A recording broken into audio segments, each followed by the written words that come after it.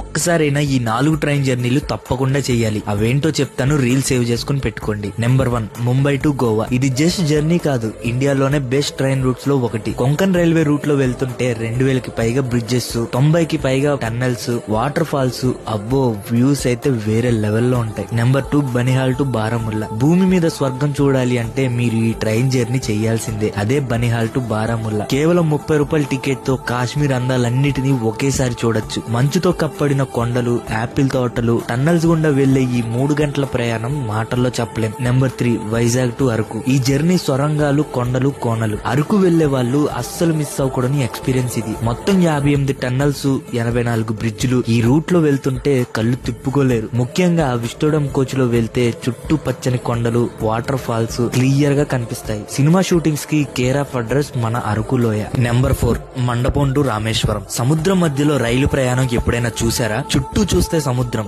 మధ్యలో పట్టాలు. దాదాపు 2 కిలోమీటర్ల ఈ వంతెన మీద రైలు వెళ్తుంటే మనం నీళ్ల మీద తేలుతున్నట్టే ఉంటుంది. కింద చూస్తే కొంచెం భయంగా అనిపించినా ఆ మజానే వేరు. ఇది ఇండియాలోనే మొట్టమొదటి సముద్రపు వంతెన.